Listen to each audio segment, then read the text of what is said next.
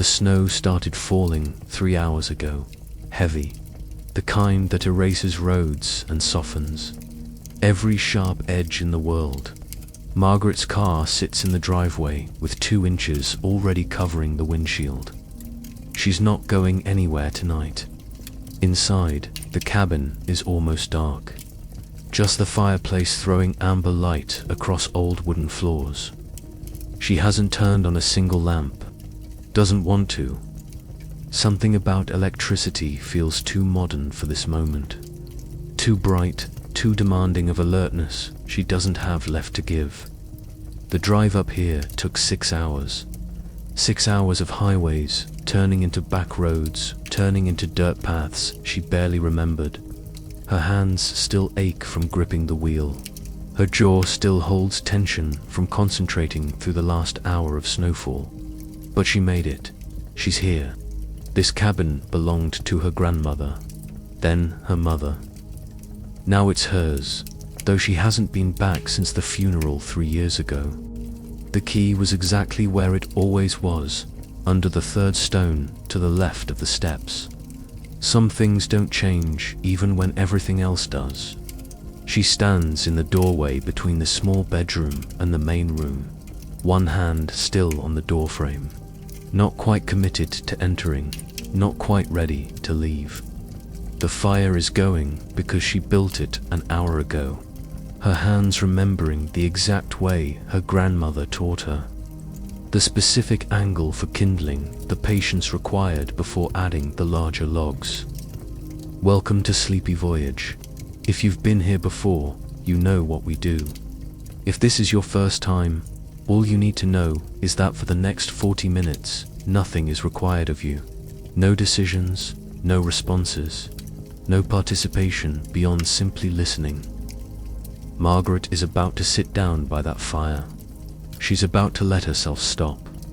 And if you'll stay, you'll find that her stillness might give you permission for your own. Before she settles in, let me tell you why this matters. This channel is a bookmark, a place you can return to when the world gets loud and your mind won't quiet. If you subscribe, you're not joining something, you're marking a spot, telling yourself that places like this exist when you need them. That refuge isn't a fantasy, it's a choice you can make any night that requires it. The story that's about to unfold is simple. A woman, a fire, a winter night, and the particular kind of peace that only comes when we finally stop running from our own exhaustion. Come then, the door is already open. The warmth has been waiting. The cabin sits in a clearing where pines stand like silent witnesses to the passing of December nights. Snow covers everything in sight, transforming the landscape into something hushed and protected, as if the world has wrapped itself in a blanket thick enough to muffle even the memory of noise. The sky holds that peculiar darkness of winter evenings, not black but deep blue-gray, the kind that seems to glow faintly with the reflected light of snow below.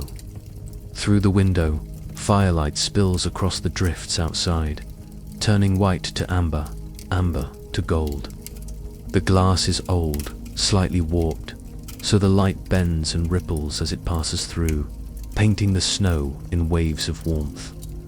Inside, the fire burns low and steady in the stone hearth, not crackling with wild energy, but breathing with the patience of embers that know they have all night to give their heat.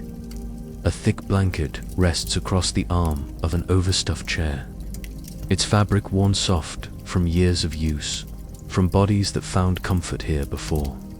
The cabin itself feels less like a structure and more like an embrace made of wood and stone and time.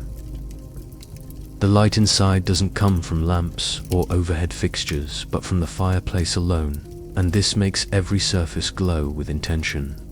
The wooden walls catch the amber warmth and hold it, reflecting it back softer than it arrived. The pine planks show their age in gentle ways, in the grain that rises slightly from decades of expanding and contracting with the seasons, in the knots that have darkened to something close to black, in the places where hands have touched the wood smooth near door frames and along the back of chairs. Shadows don't feel threatening here. They pool in corners like something comfortable settling in for the evening. They gather beneath the heavy beams that cross the ceiling. They soften the edges of the bookshelf that stands against the far wall. They make the space feel contained without feeling closed. The ceiling slopes upward toward the center of the room, following the roofline, and in the highest point. A single beam runs the length of the space, hand-hewn, its surface catching the firelight in a way that draws the eye upward, then gently returns it to the room below. Near the window, a small table holds a ceramic mug, steam no longer rising from it, but the ghost of warmth still present in the way condensation clings to its outer surface. Beside it, a book lies open, pages slightly curved from the humidity that comes with melting snow and breathing wood and the constant exhale of a winter fire. The fire itself burns in layers. At the base, embers glow red orange, pulsing almost imperceptibly brighter and dimmer with each tiny movement of air. Above them, flames lick upward in slow motion, blue at their roots where they meet the wood, yellow in their bodies, orange at their tips.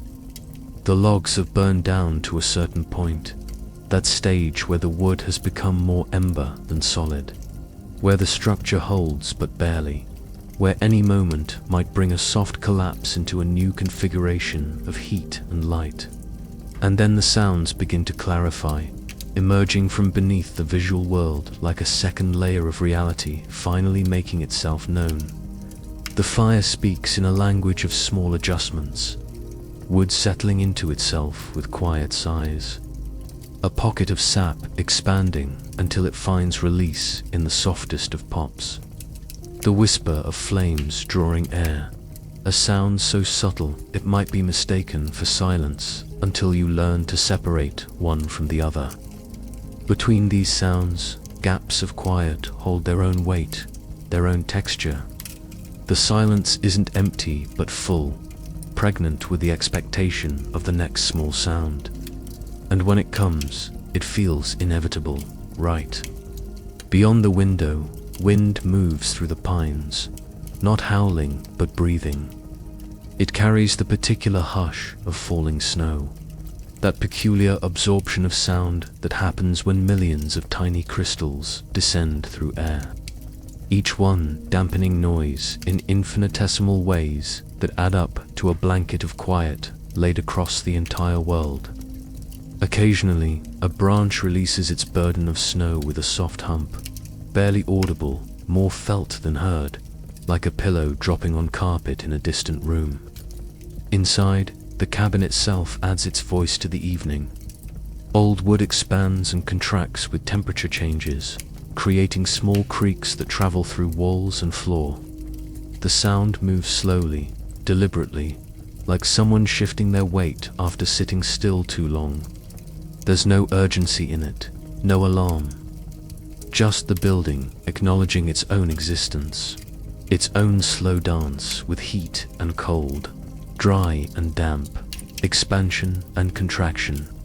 The fire breathes out and warm air rises, moving across skin with the gentleness of something that means no harm, that wants only to share what it has. The temperature isn't uniform throughout the space. Near the hearth, the air holds a concentrated warmth that can be felt from several feet away, a zone of heat that radiates outward in invisible waves. Further from the fire, the air cools gradually, not to cold but to something neutral, something that requires the blanket, the thick socks, the mug of something warm held between both hands. The chair by the fire carries warmth in its fabric, having absorbed heat for hours already. To sink into it would be to feel that warmth rise up from below, from behind, wrapping around like an embrace from someone who knows exactly how tired you are and asks nothing in return for their comfort.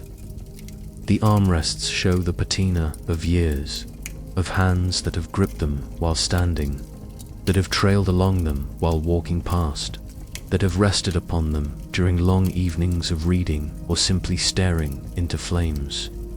The air itself has weight here, has density. It carries the particular heaviness that comes with winter, with closed doors and windows sealed against wind, with air that circulates slowly through a space that keeps its heat jealously, carefully. Drawing a breath brings in warmth that travels all the way down, that settles in the chest, that makes the shoulders drop slightly, involuntarily, without conscious decision. Now come the scents, subtle at first, then growing more distinct as attention turns toward them. Pine resin, released by heat, sweet and sharp at once, brings with it associations of forest and winter and holidays that stretch back through childhood into memory that feels more like dream than history. The wood smoke carries its own perfume, different from pine, earthier, more primal. The smell of human comfort that goes back thousands of years, that connects this moment to every other moment when people gathered around fire and felt safe. Underneath these dominant scents, others emerge. Old paper from the books on the shelf.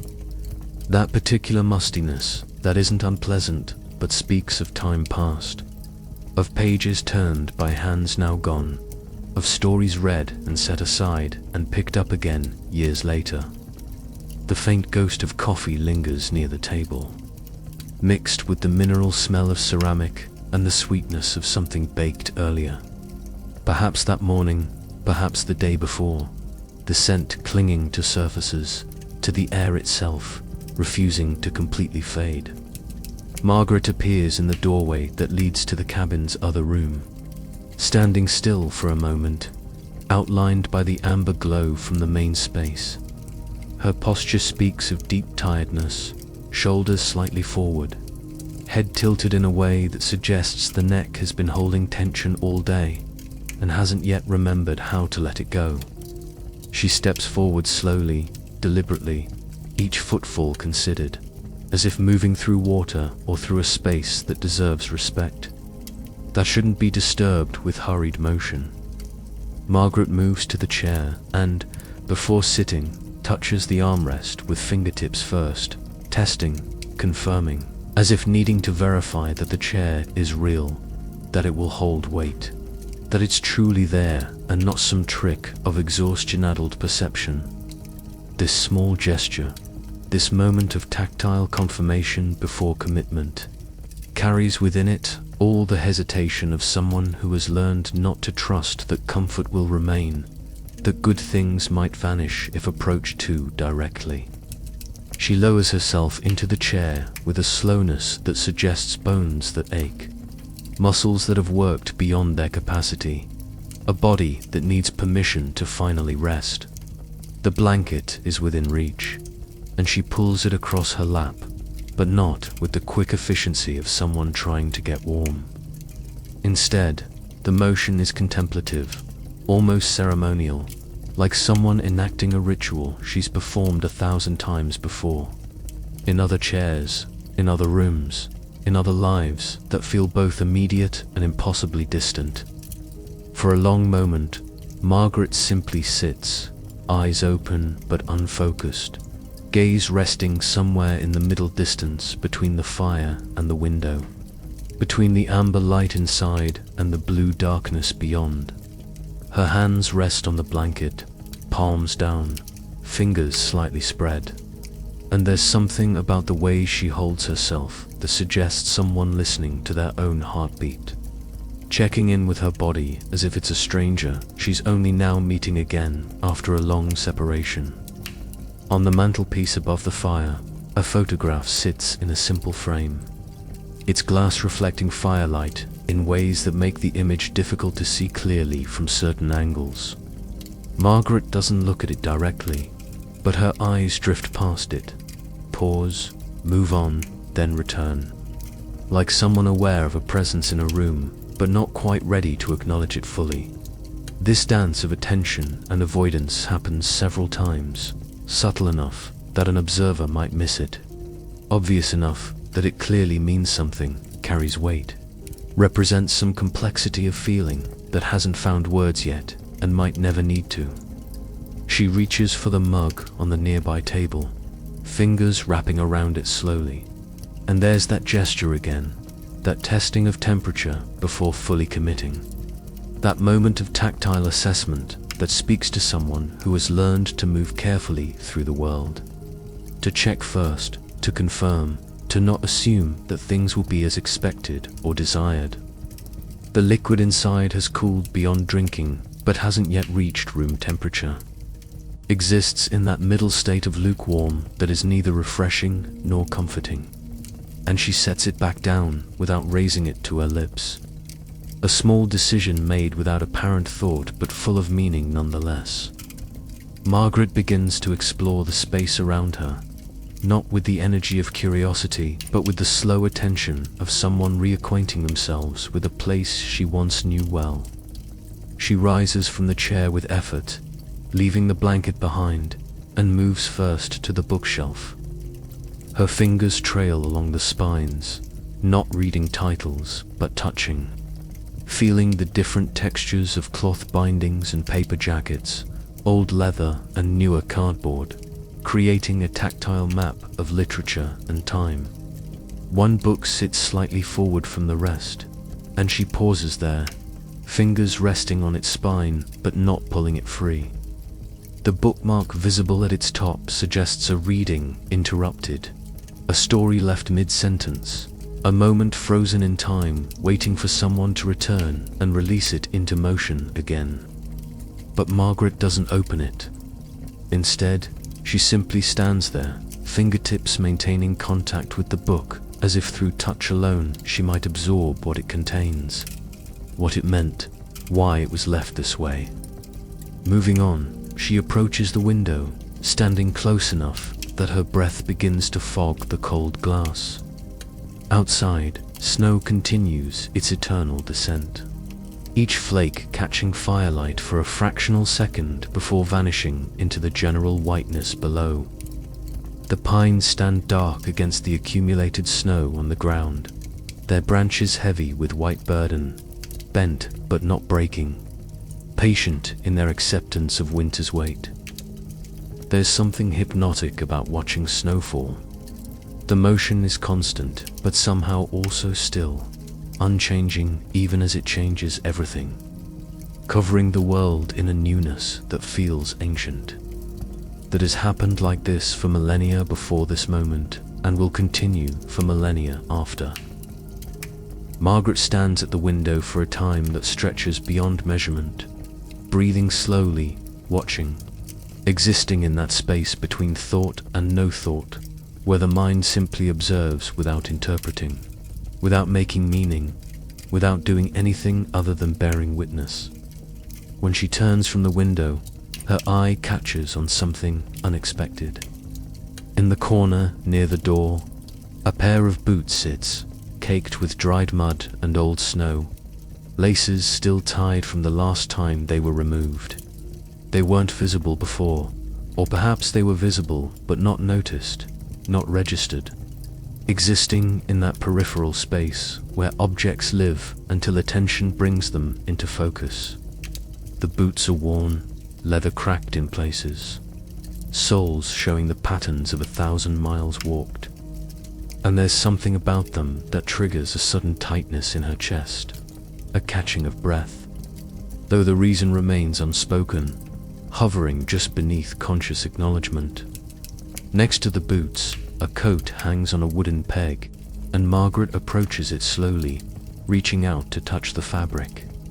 The coat is heavy wool, dark green, and it carries a smell that isn't quite identifiable but entirely familiar.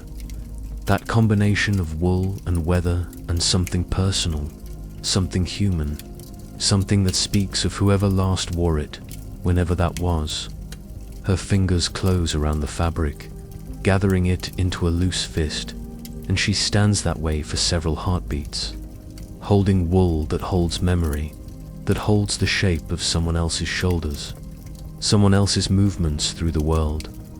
A breath releases, long and slow, Not quite a sigh, but close, and Margaret lets the coat fall back against the wall, turning away with deliberate care, as if any quick movement might shatter something fragile that hangs in the air around her.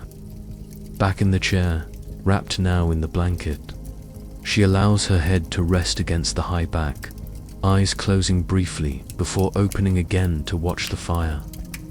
The flames have shifted while she explored, logs settling into new configurations. The whole structure of burning wood collapsing slightly inward, creating new channels for heat and air, new pathways for flame to climb and dance and finally dissipate into darkness above. Memory arrives not as a flood, but as a slow seeping, like water finding its way through rock. The cabin itself seems to trigger it, or perhaps the combination of fire and snow, of isolation and safety, of being alone but not lonely, or maybe lonely but in a way that feels acceptable, manageable, even chosen. There was another winter, years ago now, when the snow fell just like this. The same kind of quiet descended then, the same sense of the world pausing, holding its breath, waiting for something unspoken to resolve itself. Two people sat by a fire not unlike this one, in a place not unlike this cabin, and the conversation between them moved slowly, carefully, like people walking on ice they aren't certain will hold their weight. Margaret and Thomas, her husband, though the word feels strange now, carries weight it didn't carry then. Back when everything seemed permanent, when forever felt like a promise that couldn't break. They spoke about leaving, about staying, about what it means to commit to a place, to a person, to a way of life that feels at once exactly right and impossibly confining. The fire then burned brighter than this one, more aggressive in its consumption of wood, and it felt like the flames were trying to tell them something, were offering some answer to questions they couldn't quite articulate. But no answer came. Just more questions, more silence, more snow falling outside, while inside the temperature climbed and climbed until it became unbearable, until windows had to be opened to let in cold air, until the whole careful balance of interior and exterior, warmth and chill, together and apart, came crashing down in a way that felt both tragic and inevitable. Margaret opens her eyes now, returning from memory to present, and for a moment she exists in both times simultaneously, then and now overlapping like translucent images placed one atop the other, similar enough to confuse, different enough to matter. The fire today is gentler. The snow falls at the same angle but feels less urgent, and she is alone in a way she wasn't then, but the aloneness carries less weight than it might have in other circumstances, in other internal weather. Something shifts in her perception, subtle but significant. The solitude here doesn't press down the way it sometimes does in cities, in apartments with thin walls where other people's lives leak through in muffled sounds and footsteps overhead. This solitude has space around it, has permission to exist without apology or explanation. It isn't a symptom of failure or inadequacy. It simply is, as neutral and natural as the snow that falls, because that's what snow does in winter. Margaret notices the way her breathing has changed since arriving, since settling into the chair, since letting the fire and the silence do their work. Earlier, her breath was shallow, quick, caught somewhere high in the chest where anxiety lives and multiplies. Now it drops lower, fills the belly, comes in through the nose, and travels all the way down before reversing course, carrying with it something that was tight and making it just slightly looser with each cycle. The cabin around her seems to breathe in rhythm, the fire pulsing with its own respiration, the wind outside inhaling and exhaling against walls and roof. the wood itself expanding and contracting with temperature, with humidity, with time. Everything breathes together, a synchronization that happens without effort, without intention, simply because that's what living things do, what spaces inhabited by living things learn to do, matching rhythm to rhythm until the boundary between self and environment becomes porous, negotiable, less important than it seemed. Minutes pass, or maybe hours, time having loosened its grip the way it does in spaces like this, where clocks are optional and the only real marker of passing time is the slow consumption of wood by fire. The gradual accumulation of ash below the grate, the imperceptible settling of snow on windowsill outside. Margaret allows thoughts to come and go without grabbing at them, without trying to organize them into coherent narratives or action plans. Thoughts arrive like snowflakes, unique and temporary, beautiful in their way, but not meant to be held, not meant to be kept. One thought that returns several times, insistent in its quiet way, is the recognition that there's nowhere else she needs to be. No obligation pulling her away from this chair, this fire, this moment. The modern world, with all its demands and notifications and expectations, exists somewhere far from here, separated by miles of snow and forest and the simple fact of a door that's closed, a phone that's silent, a life temporarily paused, not through disaster but through decision.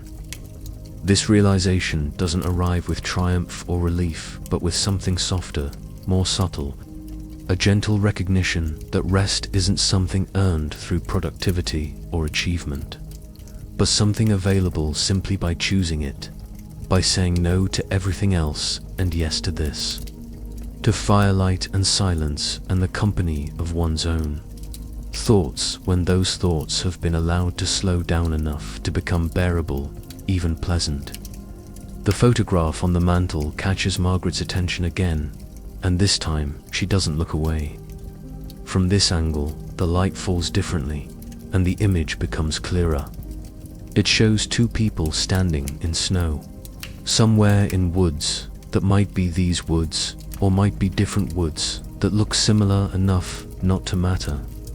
Margaret and Thomas, both smiling, but the smiles carry that quality of photographs taken in cold weather, where genuine happiness mixes with the physical discomfort of freezing noses and numb fingers, where the desire to capture the moment competes with the desire to get back inside where it's warm.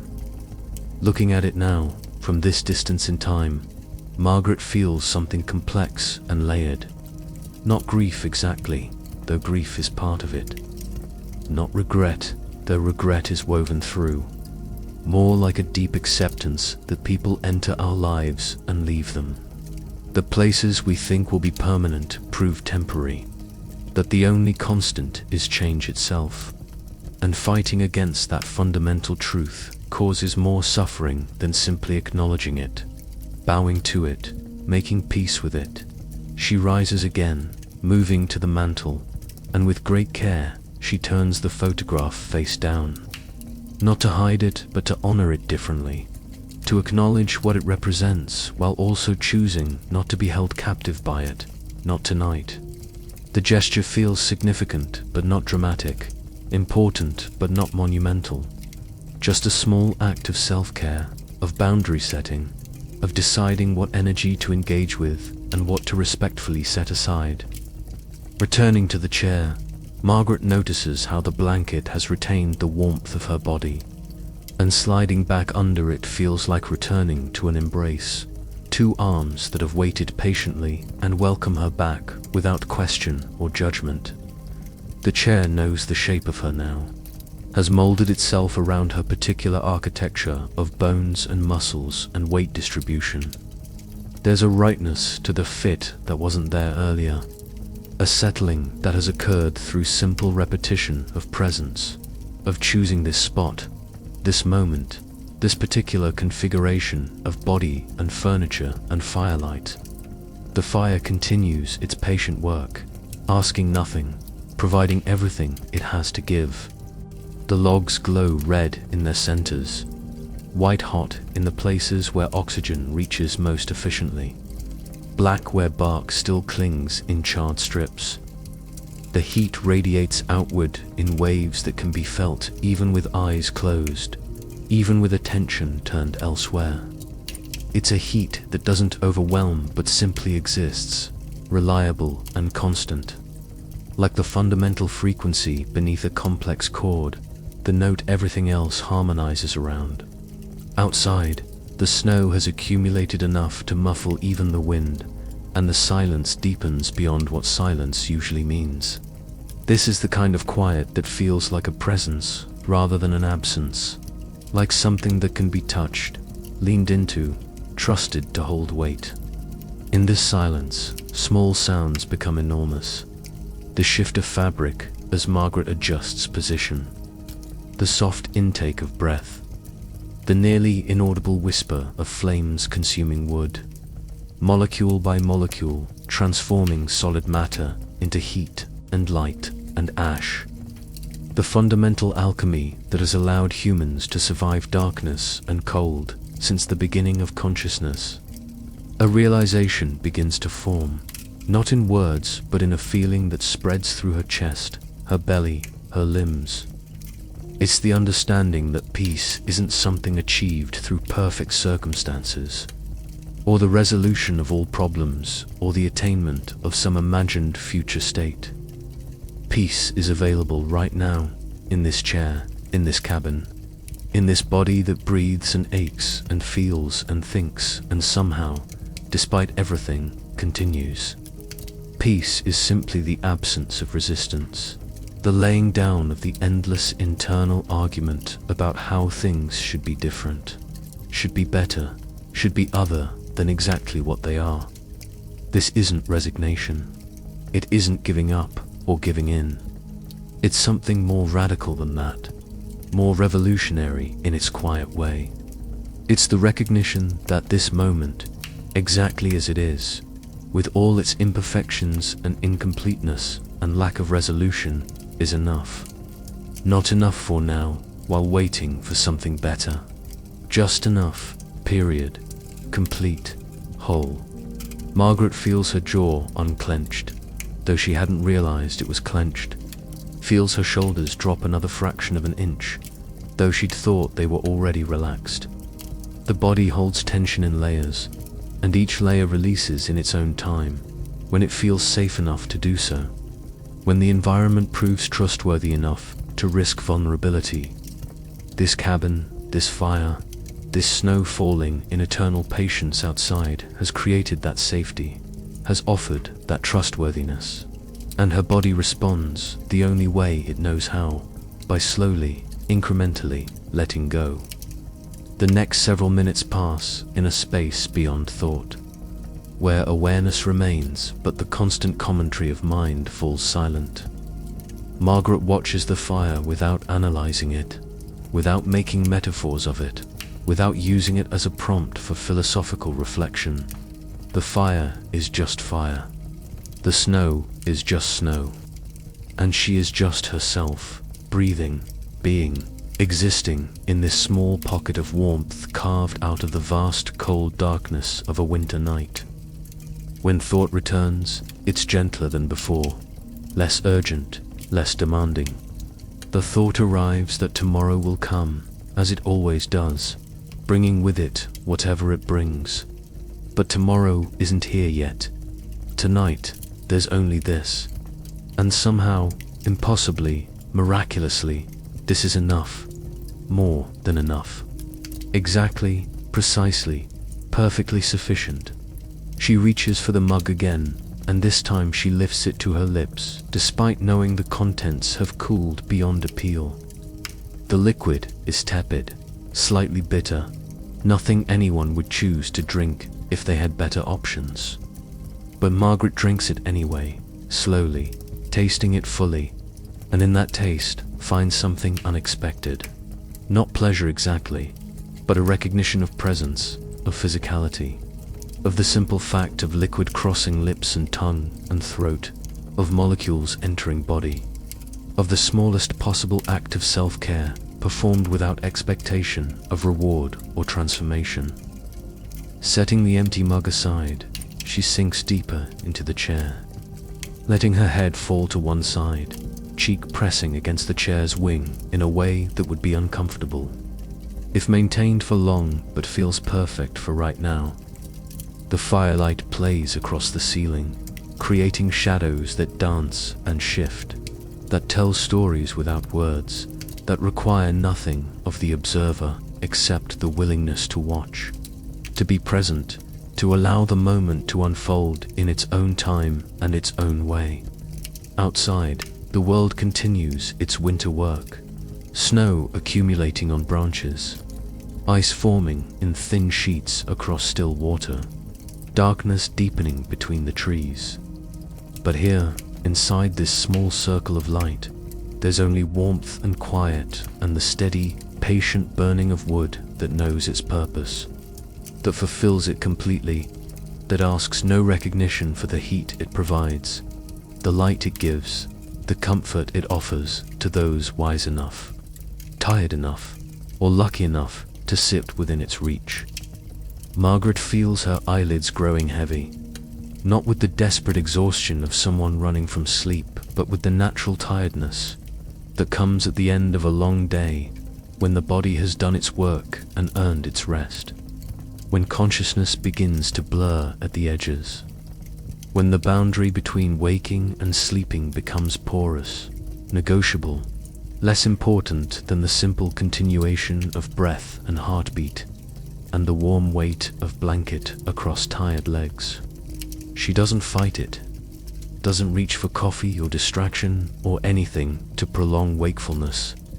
She simply lets it come, this gentle descent into rest, this softening of edges, this release of the need to be alert, vigilant, prepared for whatever might come next. In this moment, in this cabin, with this fire burning patient and low, there's nothing to prepare for, no threat approaching, no decision requiring immediate attention, just the slow, inevitable drift toward sleep, toward dreams, toward the restoration that comes when body and mind finally agree to stop, to pause, to let go completely. The fire has burned down now to mostly embers, glowing red and orange in the hearth, radiating heat that's steady rather than intense, comforting rather than overwhelming. Occasional sparks rise upward, tiny stars climbing toward darkness before winking out, their brief existence complete, their purpose fulfilled. The logs have collapsed into ash and ember, structure dissolving into elemental form. The transformation from wood to warmth nearly complete. In the chair, Margaret's breathing has slowed to the rhythm of deep rest, chest rising and falling with the regularity of tide, of moon pulling ocean, of natural cycles that predate human consciousness and will continue long after.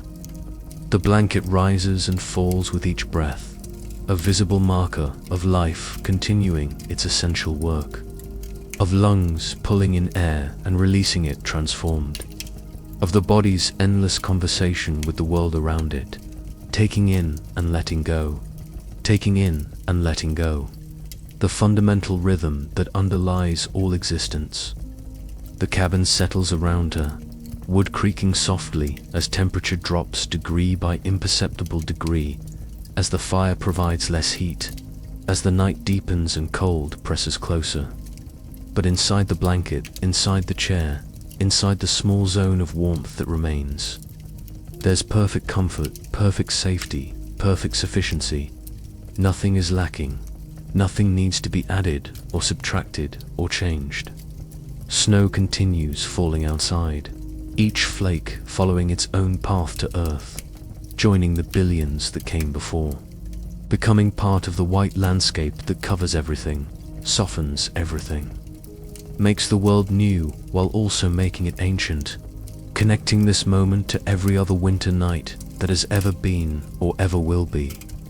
The fire breathes its last active flames, settling into the long, slow burn of banked embers that will hold heat through the night, that will still glow red in the morning, ready to be coaxed back to flame with careful attention and dry kindling.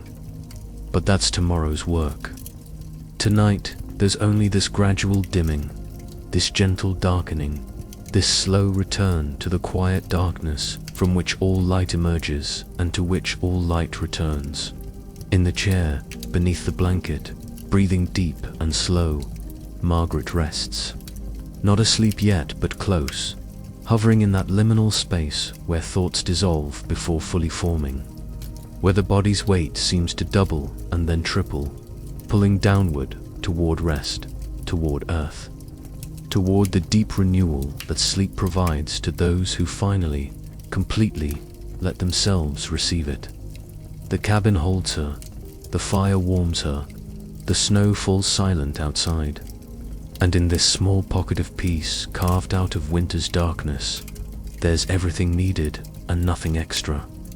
Just this breath, just this warmth, just this moment, perfect in its imperfection, complete in its incompleteness, exactly as it needs to be.